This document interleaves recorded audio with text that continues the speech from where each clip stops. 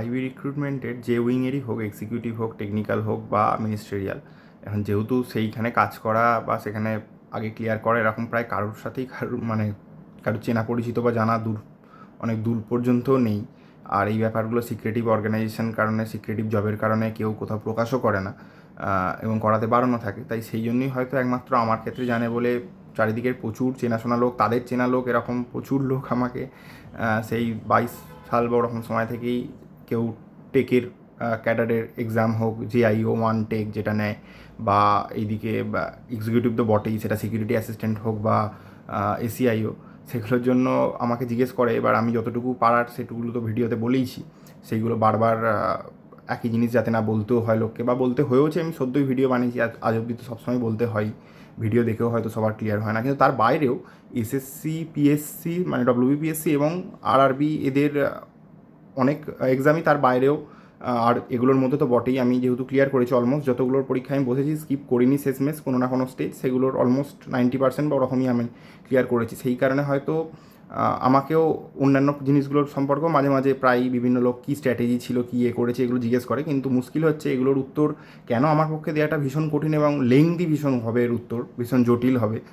সেটাই ভিডিও দেখলেই পরিষ্কার হয়ে যাবে। কিন্তু তারপর আমি ভিডিওটা বানাচ্ছি যাতে আমি আশা করবো যে অন্তত এই ভিডিওটার মাধ্যমে অন্তত সেইটা বুঝিয়ে দিতে যে তাদের কী করা উচিত বলে আমার মনে হয়েছে এই দীর্ঘ 7 বছর এই লাইনে থেকে। এবং তার মধ্যে যে ডাইনামিক চেঞ্জেসগুলো খুব দ্রুত একের পর এক র্যাপিড এসছে। প্রথমে 2020-তে করোনার ফলে, কোভিডের ফলে, লকডাউনের ফলে, অনলাইনের ফলে, বিপ্লবের ফলে, এবং তারপর এখানে SSC বা এসবের জগতের একটা আমূল 2022-এর সেই রাত 8টার ভাষণে, রোজগার মেলাটি ইত্যাদি বিভিন্ন আইওয়াসের চক্করে যে সি চেঞ্জ এসছে, যে হিউজ চেঞ্জ এসছে, সেগুলো সবই তারপর থেকে বিবর্তন। বা এই কুইটিকে দেয়া, TCSকে সরিয়ে, মানে বিস্ফোরাকে সরিয়ে সেখানে একটা ক্যান্সারকে ঢুকিয়ে দেয়া, বিরাট বিস্ফোরাকে সরিয়ে। তো সেই রকমগুলো সব দেখেছি যেহেতু, তাই হয়তো সেইগুলো নিয়ে অনেক কিছুই বলার আছে যেটা লোকের কাজে লাগবে। অন্তত আমার নিজের ক্ষেত্রে আমি যাই করি না কেন, ব্যাপারটা হচ্ছে যেটা, যে আমি কোনো প্রত্যেক কয়েক মাস অন্তর হয়তো আমার মেন এক্সামের, কোন এক্সামের জন্য প্রিপারেশান নিচ্ছি সেই ফোকাসটাই বদলে গেছে। আমি ব্যাঙ্কিংটা খুব একটা প্রিপারেশান নিইনি, মোটামুটি আমার পছন্দ নয় বলে। ওখানকার প্রিপারেশানের মানে পছন্দ নয় বলতে আরও বেশি করে আমার ওই প্রিপারেশানের যে মানে ফিল্ড অফ এক্সপার্টিসটা যেটা, ওটার স্ট্রেসটা যেটার ওপর প্রিপারেশানের, সেই প্রিপারেটরি ফেজের জিনিসটা আমার পক্ষে অতটা সুইটেবল নয় বলে। কিন্তু বাকিগুলোর তো বিভিন্ন সময় কখনো আইবির, কখনো রেল টেকনিশিয়ান, কখনো পুলিশের ওয়্যারলেস অপারেটর সুপারভাইজার, এইসব মানে কখনো WBCS, এরকম করে প্রত্যেক কয়েক মাস অন্তর যেহেতু এরকম টালমাটাল পরিস্থিতিতে এবং অত্যন্ত অনিশ্চয়তার মধ্যে বারবার সেটা চেঞ্জ হয়েছে, বারবার আলাদা আলাদা রিক্রুটমেন্টকে ওরকম গাজরের মতো ঝোলানো হয়েছে, তখন জানতামও না কোন এক্সাম আদৌ কীরকম যা বেরোতো করতে হতো। তো কখনো ICR, সেখানেও আমি সিলেক্টেড হয়েছিলাম প্রথম এক্সামটা, সেটাও ক্যান্সেল হয়ে এক্সাম দিয়েছিল। তো এরকম হওয়ায় তার মধ্যে যেমন ধরো ফিজিক্স পেপার লাগবে, এবং ফিজিক্স কোয়ালিফিকেশানের ওপর সেই অনুযায়ী আমি RRB টেকনিশিয়ান গ্রেড 1 সিগন্যাল সেটা ক্লিয়ার করেছিলাম। Inspector of legal metrology WBPSC 2020-তে বেরোনো অ্যাডভার্টাইজমেন্ট 8/2020, সেটা ক্লিয়ার করেছিলাম। আর ওয়্যারলেস অপারেটরও কিছুদিন প্রিপারেশান নিয়েছিলাম। কিন্তু এইগুলোর জন্য যেন ফিজিক্স বা কম্পিউটার ইত্যাদি একটু ডিটেলসে টেকনিক্যাল ইঞ্জিনিয়ারিং এর পেপার আছে, সেগুলো পড়তে হয়েছে। আবার এছাড়াও ওই চাকরির সূত্রেও তার ডিপার্টমেন্টাল এক্সামের জন্য ইত্যাদি বহু কিছু আলাদা আলাদা, ক্রিমিনাল ল, CRPC ইত্যাদি পড়তে হয়েছে। আবার আইবির জন্য সম্পূর্ণ একটু অন্য ধরনের ইন্টারনাল সিকিউরিটি পেপারটা এবং সেই সংক্রান্ত জিনিসপত্র, অ্যালাইড জিনিসপত্র, UPSC magazine, current affairs magazine, সেসবও 1-1.5 বছরের ওপর পড়তে হয়েছে, বছর দেড়েকেরও ওপর। আর WBCS-এর ওই প্রিপারেশান তো ছিলই। এবার WBCS-এর ক্ষেত্রে আমি কী অপশনাল নেবো সেটাও ঠিক ছিল না। 2020 থেকে 2024 অবধি যে অ্যাপ্লাই করেছি, প্রত্যেকবার আমার আলাদা অপশনাল নেওয়া ছিল, কোনোটাই কোনো দিন পড়িনি। কিন্তু আপাতত থিতু হয়েছি যে কোনো একটা যেটা নিয়েছি সেটা হলে হবে, না হলে নাও হবে, পড়ার ইচ্ছা বা ক্ষমতা না থাকলে, যেটা নেইও 1-1.5 বছর ধরে, অনেক বছর তো হয়ে গেল। এবার সেই কারণে আমার কোনো জায়গাতেই কোনো পেড প্ল্যাটফর্মে তো আমি প্রচুর টাকা নষ্টই করেছি, কিন্তু সেগুলোর কোনো একটা জায়গা তো আমি কয়েক মাসও ঠিক করে পড়িনি, বা সিলেবাস কমপ্লিটও দূরে থাক, 50%ও বোধহয় কোথাও সেভাবে কমপ্লিটই করিনি, আধখ্যাচরা করেই পড়েছি। এখন ব্যাপার হচ্ছে যে সেই আমি ফিজিক্স অনার্সও ফার্স্ট ক্লাস নিয়ে পাস করে গেছি বিরাট প্রতিবন্ধকতা অন্তরায়ের মধ্যে, বা ফার্স্ট ইয়ারে 79% পেয়েছিলাম ক্যালকাটা ইউনিভার্সিটিতে, কিন্তু পরের দুটো ইয়ারে খুব খারাপ নাম্বার হয় বিভিন্ন ডিজাস্টারের কারণে পার্সোনাল লাইফে, যেগুলো আনঅ্যাভয়েডেবল ছিল একদমই। তো সেই কারণে তারপরও ফার্স্ট ক্লাস নিয়েই যে আমি পাস করতে পেরেছি, এখন সেটাও আমার কোনোদিনও কোনো প্র্যাকটিসের খাতে এক লাইনও প্র্যাকটিস না করে। এখন এটাও একটা মিরাকেল ব্যাপার, এটা আমার হয়তো হয়ে গেছে, কিন্তু আমি জানি না মানে অন্যরা এটা এরকম তো আমি কোনোদিনও দেখিও নি বা শুনিও নি। তো এখানেও ব্যাপারটা সেরকমভাবে আতখ্যাচড়া করে হয়তো কোনো এলিট এক্সামগুলো যেগুলো আমার কাঙ্ক্ষিত সেগুলো আমি হয় স্কিপ করে ফেলে ব্লান্ডার করেছি এক সময় না বুঝতে পেরে, যখন অল্প বয়স ছিল 2022-23 অবধি বুঝিনি। আর তারপর ওই চাকরি বাকরিতে ঢুকে যায়, আলফাল চাকরিতে ঢুকে যায়, বারবার লক্ষ্য বদলানো হয় আমার, আলটিমেটলি সেগুলো ওই একটা দুটো কাঙ্ক্ষিত এক্সাম ছাড়া কিছু বাকিগুলো ক্লিয়ার হয়েছে, কিন্তু সেগুলো হয়নি। এবার ভাগ্যেরও এক্ষেত্রে তো ভূমিকা আছেই, কারণ 2023-এ যখন থেকে ওই পিক স্ক্যামগুলো সেন্ট্রালের ক্ষেত্রে ওরকম হলো, একের পর এক আনআর্থ হলো, বাধ্য হলো, কারণ সেগুলো সহ্যের সীমা পেরিয়ে গেছিলো। আমরা ডেসপারেটলি স্ক্যাম চলছিল, নিট, ইউজি, পিজি, ইউপিএসসির ক্ষেত্রে অতগুলো একের পর এক স্ক্যাম, আর ইপিএফওর স্ক্যাম তো বটেই। কেস ভ্যাকেন্সি যেটা সিএসআইআরের কম্বাইন্ড, যেটা সারা দেশের এএসও আইএসওর রিক্রুটমেন্ট স্ক্যাম, যেটা খুব বেশি হয়তো 3টে রাজ্যের লোকই পেয়েছে, আর নয়তো শুধুই একটা রাজ্যের লোকই 90%-এর ওপর পেয়েছে। এবং কীভাবে কারা পেয়েছে, এসওর গেজেটেড পোস্ট সেসব যারা ওখানে পরে ঢুকেছে অনেক লোয়ার পোস্টে ক্ল্যারিক্যাল এলডিসি, তারা জানে, তাদের থেকে জেনেও নিতে পারো, আমিও তাদের থেকেই জেনেছি যে কী তথৈবচ অবস্থা, কীরকম স্ক্যাম সেই সময়টা হয়েছে। তো এই রকম সব কারণে আর প্রিপারেশানের আমার আর কিছু ছিল না, আমি সবসময় আলাদা আলাদা প্রিপারেশান নিয়েছি। কিন্তু কী করা উচিত না উচিত অন্যদের জন্য, যেটার মধ্যে দিয়ে আমি নিজে যাইনি, এই ডিসক্লেমার দিয়ে রাখছি, কিন্তু সেটা আমার কাছে খুব পরিষ্কার। আমি প্রত্যেককে সে একই কথা বলি, জনে জনে রেগুলার বেসিসে, আলাদা আলাদা করে পার্সোনালি। সেই কথাটা আমি বলবো এখানে, যে এক হচ্ছে যে ওটা চয়েস করে নেওয়া যে আদৌ কোন চাকরিটা করবার মতো কোনটা নয়, যেহেতু এখন অনেকগুলো রকমের রিক্রুটমেন্টই অল্প অল্প করে ভ্যাকেন্সি হলেও নমো নমো করে বেরোচ্ছে। তার মধ্যে ব্যাংক খুব ফাস্ট রিক্রুট করে বা ইত্যাদি কারণেই শুধু ওটাকে চুজ করে নেওয়া নয়, সেটার জন্য যে স্পিড দরকার হয়, হাই লেভেল দরকার হয়, কিন্তু তার সিলেবাসের দায়রাটা বা পারভিউটা অনেক কম থাকে। মাস 6-এর মধ্যে সিলেবাস কমপ্লিট হয়ে যায়, বাকি সময়টা শুধুই মক দিয়ে স্পিড ইনক্রিজ করতে হয়, সেটা অ্যানালিসিস করে। তো সেইগুলো দেখে নিয়ে সেরকম ইংরেজি, মানে ব্যাঙ্কিং সেক্টরটা অনেকটা ইঞ্জিনিয়ারিং এবং ইংলিশ মিডিয়াম ব্যাকগ্রাউন্ডের দ্বারা ডমিনেটেড। তো সেইগুলো বুঝে নিয়ে সেই অনুযায়ী টার্গেট ফিক্স করে যে ওই লেভেলের কম্পিটিশনের পরেও সেখানে যে চাকরিটা পাওয়া যাচ্ছে, সেইটা যতক্ষণ না বড় কোনো বডির হচ্ছে, সাধারণ ব্যাংকের হচ্ছে, ততক্ষণ পর্যন্ত সেইটার ক্ষেত্রে যে ওয়ার্ক নেচার, সেটার সাথে একটা বিরাট ডিসপ্যারিটি আছে। তো সেই ফ্রাস্ট্রেশন কে কতটা নিতে পারবে, কীভাবে কতটা পারবে, সেই অনুযায়ী বুঝে তার সেইগুলো আগে ফিক্স করে নেওয়া। আর এসএসসি রেলের ক্ষেত্রে সামান্য করে ভ্যাকেন্সি নিয়ে বেরোচ্ছে প্রত্যেক বছর নমো নমো করে, এবং সেটা কত দেরি লাগাচ্ছে যে নন টেকনিক্যাল পোস্টগুলো, সেগুলো তো দেখতেও পাচ্ছ সবাই। পিএসসির ক্ষেত্রেও তাই, ওটার তো কোনো মানে একমাত্র চটি ছাড়া, নবান্ন 14 তলা ছাড়া আর কেউ কিছু ওটা জানেও না, কিছু করতেও পারবে না, কী হবে না হবে ভবিষ্যৎ ওটার।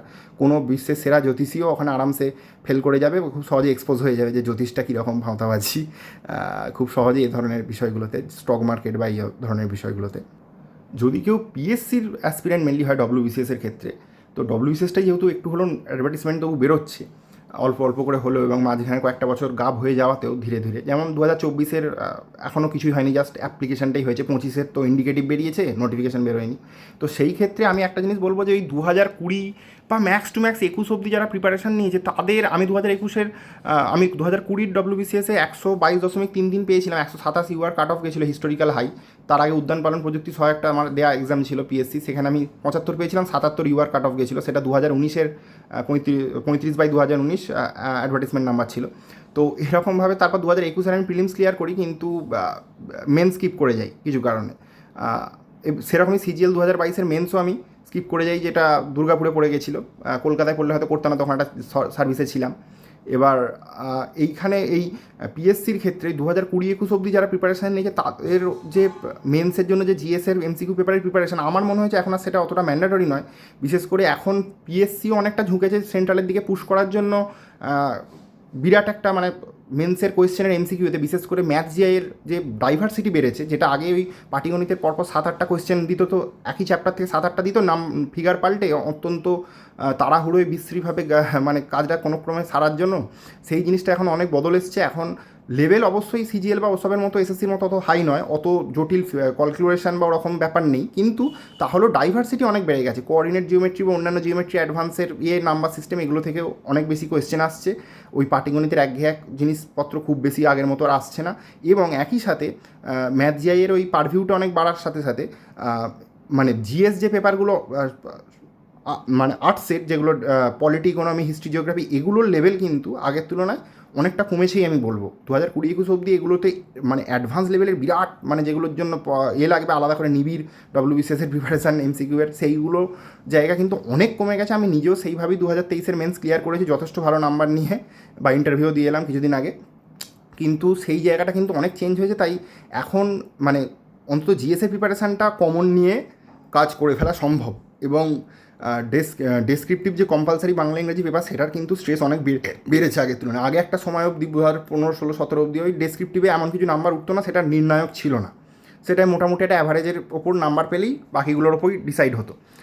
এখনও অপশনাল যদি কেউ দেয়, অপশনালটা ঠিকঠাক চুজ করে যদি অপশনাল দিতে পারে এবং সেটার খাতা যদি খুব খারাপ জায়গায় কিছু না যায় কোনো কারণে, তাহলে কিন্তু অপশনাল যারা দেবে তাদের এমসিকিউতে আরও কম নাম্বার পেলেও হয়ে যায়। কারণ অপশনাল এখন প্রায় কেউ দিচ্ছেই না, বিশেষ করে লাস্ট ওই 2022-23 থেকে সেন্ট্রালের সাথে আমাদের স্যালারি ডিসপ্যারিটি ইত্যাদি সমস্ত কারণেই, এবং ওখানে রেগুলার অন্তত অল্প অল্প করে ভ্যাকেন্সি বেরোনো ইত্যাদি, আর এখানে সব স্টপ হয়ে যাওয়া, এরকম বিরাট জঘন্য অব্যবস্থার কারণে কিন্তু সেন্ট্রালের দিকে একটা বিরাট সংখ্যক ছেলের স্বাভাবিকভাবে একটা মাইগ্রেশন হয়েছে, যারা কিন্তু স্টেট জবে আর সেরকম করছে না। তাই আগের তুলনায় এখন অপশনালের মাঠ আরও ফাঁকা। খুব সহজে অপশনাল দিয়ে দিলে কিন্তু এমসিকিউতে আরও কম নাম্বার, ইন্টারভিউতে কম নাম্বার থাকলেও গ্রুপ এবির চাকরি, যেটা 5400 গ্রেড পে থেকে লেভেল 16 থেকে, যেখান থেকে স্টেটের মাইনেটা বেসিকটা 2019-এর রোপা অনুযায়ী এবং সেন্ট্রালের 7 পে কমিশনের লেভেল 10-এর সাথে সমান 56,100, এবং মাইনেটাও ঠিকঠাক জায়গায় পৌঁছয়, মাইনে পেনশন ইত্যাদি সমস্ত কিছু একটা বেয়ার মিনিমাম জায়গায় পৌঁছয়। একটা হিউজ গ্যাপ আছে কিন্তু লেভেল 15-র সাথে 16-র 14,500 বা ওরকম কিছু একটা গ্যাপ আছে হিউজ বেসিকের। তো সেটা সময়ের সাথে সাথে আরও ওয়াইডেন্ড হয়, তো সেইটা কিন্তু 5400 গ্রেড পেটা পেয়ে যাওয়াটা এটা মানে ওয়ার্থ ইট। বাকি সব কিছু ডব্লিউবিসিএস গ্রুপ সি সেরকম নেই, ক্রেজ বা মধু সেরকম নেই, সেটা ঢোকবার পর লোকজন জানতে পারে, বুঝতে পারে। আর প্রমোশনও যেহেতু অত্যন্ত স্লো এক্ষেত্রে স্টেটের, তো সেই ক্ষেত্রে অপশনাল যদি কেউ নেয় আর তার সাথে ডেসক্রিপটিভটার ক্ষেত্রে তাকে বুঝতে হবে যে সে স্কুল কলেজ লেভেলে কীরকম লেভেলের ছিল, ওই বাংলা ইংরেজি লেখার ক্ষমতা তার কতটুকু, ব্যাকরণগত ভুল, বানান ভুল ইত্যাদি হয় কি না। তারপর স্ট্রাকচারটা শেখার জন্য তো সে ইউটিউবেই প্রচুর ভিডিও পেয়ে যাবে। আর পেড কোচিং সে নিতেই পারে যদি তার মনে হয় যে স্কুল কলেজে সে ভালো ছাত্র ছিল না, নিজস্ব লেখার অভ্যেস নেই, কিন্তু সেক্ষেত্রে ওই 6 মাস থেকে 1 বছর ম্যাক্সিমাম, তার মধ্যে যদি সে ঠিকমতোভাবে প্র্যাকটিস করে নেয় তো ঠিক আছে, তারপর টেনে নিয়ে যাওয়ার কোনো মানে হয় না। কারণ এখানে মেন স্ট্রাকচারটা, লেখার পদ্ধতিটা শেখা ছাড়া বাকি সমস্ত কিছু জিএসের জ্ঞান নিজস্ব, সেটা সেই টিচারের থেকেও, সাবজেক্টের টিচারের থেকেও তার বেশি থাকাটাই বাঞ্ছনীয়, এবং সেই অনুযায়ী তার কাগজের এডিটোরিয়াল পড়া, এডিটোরিয়ালের পেজটা ইংরাজি বাংলা দুক্ষেত্রেই, এক্ষেত্রে সবচেয়ে বেশি মানে একদম প্রিপারেশনের মেন জিনিস বলতে গেলে, সেখানে যে ভাষায় যে শৈলীতে যা লেখা হয় সেটাই ডব্লিউবিসিএসের ক্ষেত্রে কাঙ্ক্ষিত। এবার সেই ভাষাটা তো অবশ্যই প্রথমেই তো আর ওরকম লেভেলে যাবে না, বা যারা পায় তারা যে তাদেরও যে ওই লেভেলে, আবার আমার নিজেরও তাই ছিল তা একদমই নয়, কিন্তু ওখান থেকে শেখবার মতোই সেটা। ওই টিউশনের টিচারের কাছে কিন্তু অনন্তকাল ধরে টাকা এবং শ্রম নষ্ট করার কোনো মানে হয় না। আমার পরিচিত মহলে যতজন বলে বলে প্রত্যেক বছর ডব্লিউবিসিএস পেয়েছে, কোইন্সিডেন্টালি তারা হয়তো পেড কোচিং প্রায়, মানে আমি যেমন পেড কোচিং আলটিমেটলি নিইনি কিন্তু নষ্ট করেছি, তারা সেটুকুও করেনি।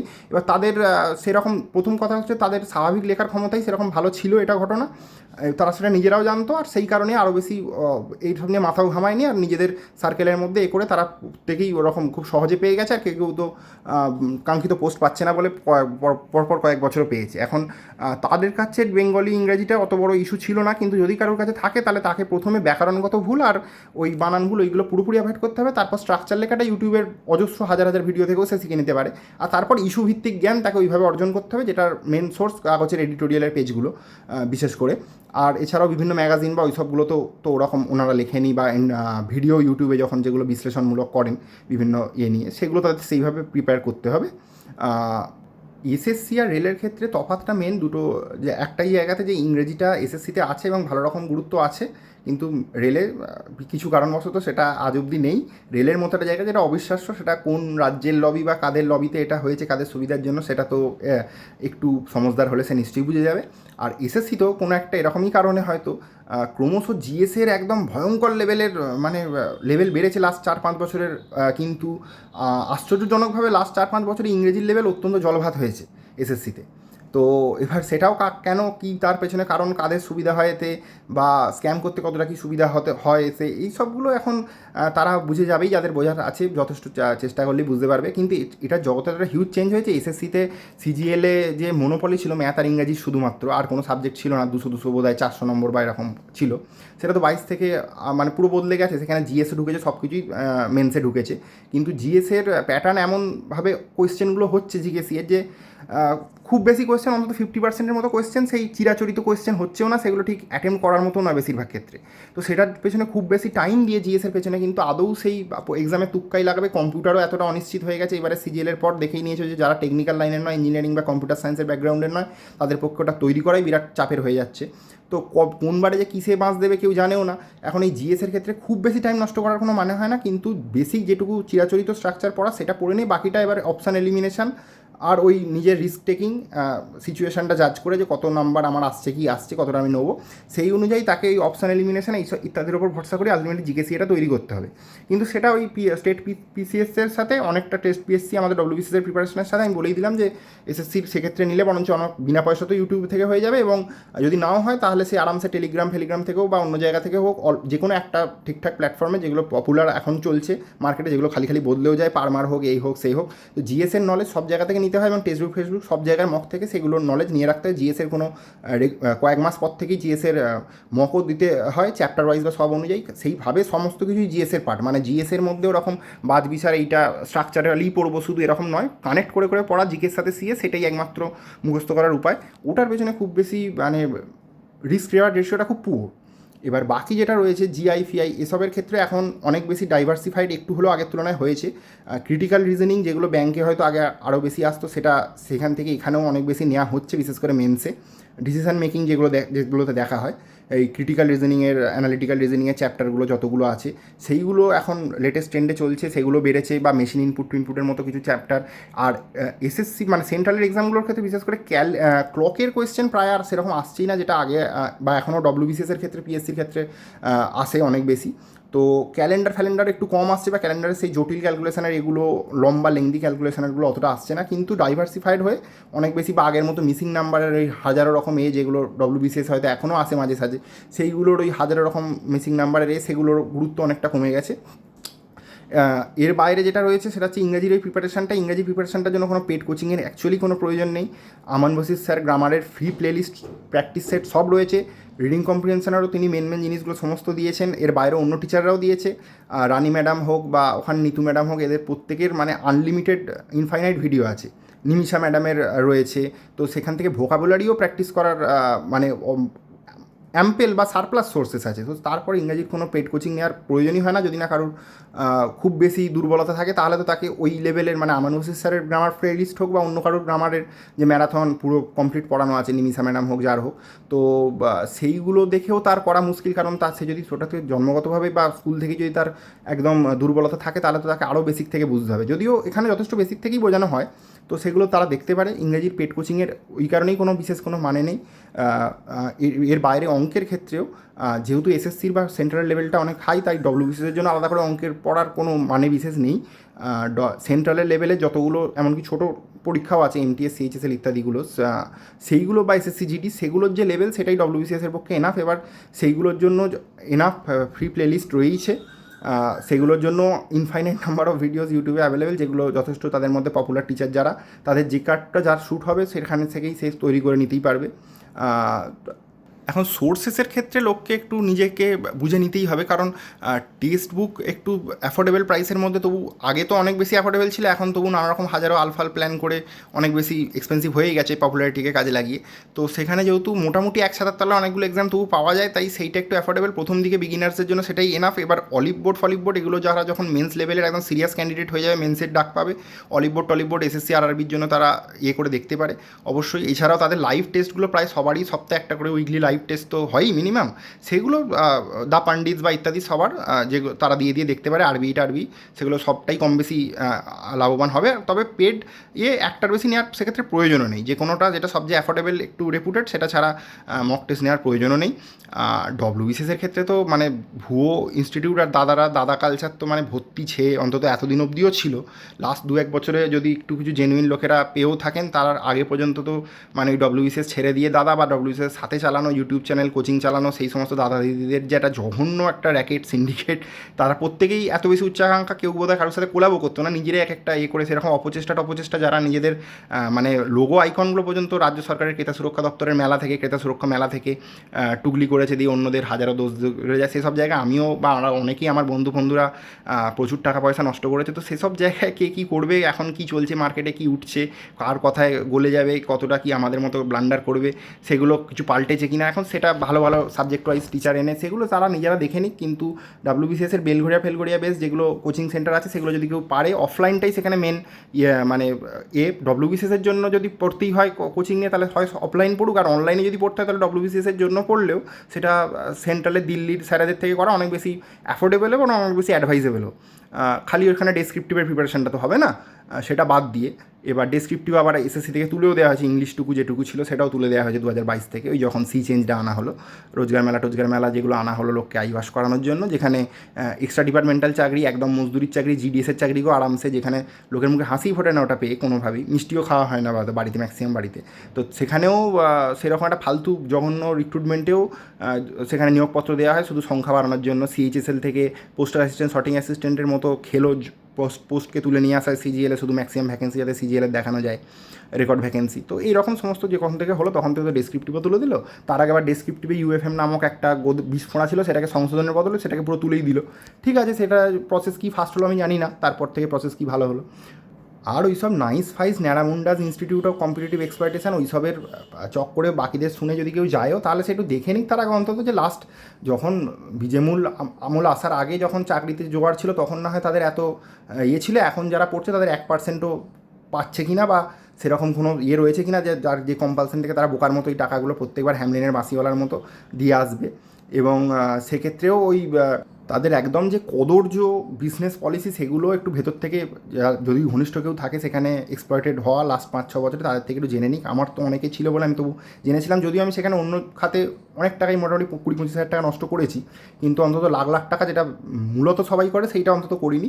এবং এটাও হয়তো চাকরি পাওয়ার পর করেছি বলে তবু নাহলে করতামও না ওইটুকুও। এখন ডব্লিউবিসিএসের ওই সব সিন্ডিকেটকে এক্সপোজ করা একটা সম্পূর্ণ আলাদা ভিডিওর বিষয়, সেটা একটা সম্পূর্ণ আলাদা ভিডিও, লম্বা ভিডিও সেগুলো যাবে। বা এসএসসির ক্ষেত্রেও টিচাররা নিজেদের পাপোস খালন কী করে কিছু কিছু টিচার করেছে, যারা নিজেদের রেপুটেশন বিল্ডিংয়ের জন্যই হোক বা আরও বেশি অনেক ডেসপারেট হয়ে ছাত্রদের দরদি হয়ে এখন ভালো কাজই করছে, এখন তারা পাপোস খালানোর জন্য। কিন্তু সেখানে তবু এক্সপ্লয়টেশন বা এইসবগুলো অনেক সেই তুলনায় কম ছিল, তারা অনেক বেশি টাকা কামায় হয়তো অনলাইনের মাধ্যমে, এর মাধ্যমে সারা দেশ জুড়ে। কিন্তু অ্যাটলিস্ট একজন ইন্ডিভিজুয়ালের দৃষ্টি থেকে এখানকার মানে সেখানে ঠকার বা এইসব মিসম্যানেজমেন্টের দ্বারা শিকার হওয়ার চান্স অনেক কম, ফোকাস প্রিপারেশনটার অনেক বেশি ছিল। কিন্তু সেগুলো প্রত্যেকটাই আলাদা বিষয়। সেগুলো আপাতত এখন যেগুলো আছে সেগুলোর মধ্যে ওই এক একজন টিচারকে নিয়ে চলা, ওই ধরনের মেন কেন্দ্র করে বাকি সব একে তাকে ধরে এনে করানো, ইনস্টিটিউটগুলো না নষ্ট করে। এখন আমার মনে হয় যেহেতু জিএস এমনি এত সহজ হয়ে গেছে, তাই আর শুধু ডেসক্রিপটিভটার জন্য চিন্তা আর অপশনালটার জন্য আলাদা ব্যবস্থা সে করে নিয়ে নিজের মতো পার্সোনালাইজ ব্যবস্থা করে নিয়ে বাকি সবগুলো তার ওই সেন্ট্রালের থেকেই কমন প্রিপারেশান নেওয়া উচিত, অনলাইনে থেকেই, এবং প্রেফারেবলি ফ্রিও হয়ে যায়, ফ্রি থেকেই, মানে ইউটিউব থেকেই বা ওসব থেকে, টেলিগ্রাম থেকে যা পাওয়া যায় তারা পাবে। এখন ইংলিশের সোর্সেসগুলো যদিও বা আমি বললাম মোটামুটি যে স্যারগুলোর নাম, এবার কেউ যদি বই পড়তে চায় তাহলে এই স্যারেদেরও বই আছে, বা বই পড়াতে বেশি অভ্যস্ত হয় পিনাকেলের, এখন মোটামুটি পিনাকেল, ওয়াইসিটি এগুলোর সব বইগুলোই চলছে, খুব ভালো কোয়ালিটির এখন আপাতত চলছে মার্কেটে, সেগুলো আগে হয়তো ছিল না এরকম। আমি যখন সব বইগুলো কিনে ফেলেছিলাম, কিন্তু আমি বই বিশেষ পড়িনি, আমি ভিডিওই দেখেছি আগে করা, আমার সেটাই অনেক বেশি মনে হয়েছে, সুটেবেল আমার পক্ষে মনে হয়েছে। এবার বই পড়তে অতটা লাগেনি, কিন্তু এখন সেই চ্যানেলগুলো লোকে দেখতে পারে এবং দেখে ঠিক করতে পারে কার কোনটা বেশি সুইটেবল লাগছে। অঙ্কের ক্ষেত্রে ওই গগন প্রতাপ, রাকেশ যাদব, ভুটেশ স্যার, অভিনয় শর্মা, এনারাই খুব রমরমিয়ে চলেন এবং এনাফ। আর মানে এবার এনাদের কাছে ইংরেজি আর অঙ্কটা এগুলো এখানে পড়লে ডব্লিউবিসিএস লেভেলটা আরামসে হয়ে যাওয়ার কথা, কারণ সেগুলোর থেকে একটু লো লেভেল বা ওই রকমই ম্যাক্সিমাম ম্যাক্স টু ম্যাক্স ওটা হতে পারে। আর ডব্লিউবিসিএস ম্যাথ তো অবশ্যই ওখানকার তুলনায় অনেক লো লেভেলই হয়। জিএসের ক্ষেত্রে এরকম পিনাকেল, ওয়াইসিটি যে পাবে সেগুলো সব কিছু পড়ে টেক্সটবুক মক ফক দিয়ে ইত্যাদি দিয়েই তাকে তৈরি করতে হবে, ওগুলো ছাড়া আর কিছু করার নেই। রিজনিংয়ের ক্ষেত্রে ক্রিটিক্যাল আর অ্যানালিটিক্যাল রিজনিংগুলো পিরুজুস ভার্সনে স্যারের খুব ভালো, এবং বাকি আর কারোর তারপরে দেখা যেতে পারে, বা ব্যাংকের ভিডিও যারা করে যেমন আড্ডা 247 বা এদের ওই সৌরভ দুজন স্যার ছিলেন, ওরা বা যারা একটু ঠিকঠাক ভালো যাদেরটা বোঝা যায় তাদেরগুলো দেখা ভালো। এর বাইরেও আমাদের বাকি রিজনিংয়ের বেশিরভাগ চ্যাপ্টারের জন্য এসএসসি আরআরবি সেন্ট্রালের ওই E1 কোচিংয়ের যিনি স্যার আছেন কমল স্যার, তিনি দারুণ ভালো। পিজুস ভার্সনে স্যারের সিলোগিজমটা ওনার থেকে না শেখাই ভালো, এই যে বিনা ভেন ডায়াগ্রাম ইউজ করা, ওটা একটা ট্র্যাপ, শুধু ওনার নয়, উনি এখানেও বেঙ্গলের একজন খুব স্যার ওটাকে বিরাট করেছিলেন, কিন্তু সেটা করে যারা মুগ্ধ ছিল তাদের 12টা বেশিরভাগ ক্ষেত্রেই বেজে গেছে। ওটা যারা ব্যাংকের জন্য রিজনিং করবে বা খুব বেশি যারা পড়াবে তাদের জন্য ওটা ঠিক হলো, ভেন ডায়াগ্রাম দিয়েই অবশ্যই সিলোগিজম শেখো, তাই সেটা অন্তত ওই মেথড একদম ভুলেও করতে যেও না। এর বাইরেও রিজনিংয়ের যে কোনো স্যারের থেকে পড়া বা চ্যাপ্টার প্র্যাকটিস করা, যে কোনো একই ব্যাপার, আড্ডা 247 যারা পড়ায় তারা যথেষ্ট ভালোই পড়ায় দেখেছি মোটামুটি। আর এগুলো যে কোনোর ক্ষেত্রে আরিহান্ত, পিনাকেল, ওয়াইসিটি এগুলোর বই যথেষ্ট স্ট্যান্ডার্ড ঠিকঠাক, সেগুলো নিয়ে বেশি মাথা ঘামানোরও প্রয়োজন নেই। ইংরেজি তো বলেই দিলাম। ডেসক্রিপটিভ ইংলিশের জন্য ওই তিনি ডব্লিউবিসিএস অফিসার নন, কিন্তু ওই সবের চক্করে পড়ো না, টাইম নষ্ট করো না। জানি না, একদম একই সাথে ভালো পড়ানো, ক্রিস্টাল ক্লিয়ার, একদম ননসেন্স এরকম পড়ানো, এবং মানে সব দিক থেকে একদম কম্পিটিটিভ ইংলিশের বেস্ট অন্তত অবজেক্টিভের ক্লাস যেহেতু আমি করেছি, সেরকম একজনকেই মাত্র আমি দেখেছি এত টিচারের মধ্যে, বাংলায় যতজন আছে একজনই, বাংলার মধ্যে অবশ্যই, আমি দিল্লির কথা বাইরের কথা বলছি না, স্বর্ণালী সিনহা ম্যাডাম, উনি বোধহয় এখন আর এই দেশেও থাকেন না, বিয়ের পর বা তার ইয়ে করার কোনো উপায়ও নেই, তিনি ওই নাইসের সাথে যুক্ত ছিলেন, কিন্তু সেখানে অজস্র টিচারের মধ্যে উনি কপাল গুণে কেউ পেলে সেটা আলাদা কথা। আর ডেসক্রিপটিভ মোটামুটি তবু অনেকের জায়গাতেই ভালো আছেন স্যারেরা, তারা ডেফিনেটলি ভালো পড়ান, তারা হতেও পারে ইংরেজির টিচারও নন, তারা সাবজেক্টেরই টিচার, সেই কারণে হয়তো অত বেশি জিএসের নলেজ রাখেন বা কম্পিটিটিভ পড়ান বলে জিএসের নলেজ তারা সাবজেক্টের টিচার হওয়ার পরও, ল্যাঙ্গুয়েজের হওয়ার পরও সেটা তারা নেন। তো সেরকমভাবে জাস্ট স্ট্রাকচার শিখে নেওয়া বা ইত্যাদি লেখার পদ্ধতিটা শিখে নেওয়া ছাড়া তো আমি কিছু বললামই, যে আর বিশেষ কিছু তো করার নেই। মোটামুটি সবকটা সোর্সই আমি রিভিল করে দিলাম, যেগুলো যা আমার মনে হয়েছে, যেটুকু আমার সীমিত জ্ঞানে, কিন্তু আমি নিজে কিন্তু এগুলোর মধ্যে দিয়ে খুব একটা বিশেষ যাইনি। আমার খ্যাপচারা প্রিপারেশন হয়েছে, সেটা যাতে কেউ না করে, কিন্তু আমার কনভিকশান খুব স্ট্রং হয়ে গেছে এত যুগ ধরে থেকে দেখে, এবং অনেক আলাদা আলাদা ধরনের বোর্ডের পরীক্ষা, মানে বোর্ড বলতে আলাদা আলাদা অর্গানাইজেশনের পরীক্ষা একাধিক করে ক্লিয়ার করার পরে সেই বেসিসে আমার যেটা করার মনে হয় আমি বললাম, সেই বেসিসেই এসএসসি ল্যাব ফ্যাব এরা সবাই পারমার টারমার প্রথমভাবে করার পক্ষে ঠিক আছে, সেখানে সিলেবাস কমপ্লিট করার পক্ষে, যেগুলো যার ভালো লাগবে সে সেইভাবে অবশ্যই করতে পারে। কেরিয়ার উইল চ্যানেল ফ্যানেল এইসব যা রয়েছে সেগুলো পরখ করে দেখতে পারে, সেগুলো কাজে মানে দেখার পর সে বুঝতে পারবে কোনটা তার কতটা কাজে লাগবে। কিন্তু খুব বেশি দিন একটা সোর্স থেকে আরেকটা সোর্স প্ল্যাটফর্ম এইটা আরেকটু ভালো পড়াচ্ছে, এই ট্র্যাপে যেন না তাদের, এই ল্যান্ডমাইনে অনেক লোকের 12টা বেজে গেছে বছরের পর বছর, আমাদেরও অনেকটা বেজেছে, আমাদের সমসাময়িক যারা ছিল মিসগাইডেড হয়ে, কারণ একটার পর একটা সোর্স, এটা একটু ভালো লাগে যে ওটা অমুক স্যার ভালো করিয়েছে, এই অমুক প্ল্যাটফর্মে অমুক বইতে এটা ভালো আছে, এইসব করে কিন্তু আলটিমেটলি তাড়াতাড়ি চাকরি পাওয়ার যে এটা তাড়াতাড়ি লক্ষ্যপূর্ণ সেটা হয় না। এটার জন্য বিরাট বড় বড় লেকচারার, বিরাট বড় বড় স্যার প্রয়োজনই নেই। এটা কম্পিটিটিভের অনলাইনারের এক্সাম, এখানে ওরকম বিরাট দারুণ ভালো টিচার সেই ইউনিভার্সিটির মতো বা ওরকম লেভেলের জন্য সেগুলোর কিছুই প্রয়োজন হয় না। তার জন্য জাস্ট নিজের পড়াটাই মেনলি প্রয়োজন হয়, খুব সামান্য জিনিসের জন্যই অন্যের গাইডেন্স লাগে মাত্র, বাকিটা সবটুকুই নিজের ব্যাপার এখানে। তাই এখানে ওইসবের পেছনে লাফালাফি করে ইয়ে থেকে কুমির ডাঙা খেলার মতো লাফ দিয়ে ভুলটা না করলে বাকি সমস্ত কিছুই এখানে যেটুকু বললাম সেগুলোর আইদার ওয়েজে সেখানে ঠিকঠাক ফল পাওয়াই যাবে। আর খুব বেশি অন্য স্ট্র্যাটেজি মোটিভেশন দেখারও প্রয়োজন নেই, যেগুলো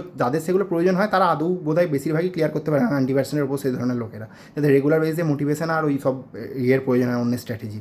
কারণ স্ট্র্যাটেজি প্রত্যেকের ক্ষেত্রে সম্পূর্ণ সিচুয়েশান ব্যাকগ্রাউন্ড সমস্ত কিছুই আলাদা, কোনো একটা জিনিসও বোধহয় কমন পাওয়া যাবে না সেখানে। সেই অনুযায়ী সে করেই বা প্ল্যান করে কী এগোবে, তাকে প্ল্যানটা তার নিজের মতোই ঠিকঠাক জেনে নিয়ে বিভিন্ন জায়গা থেকে ইনপুট যেটুকু তার লাগবা সেটুকু নিয়েই তাকে করতে হবে।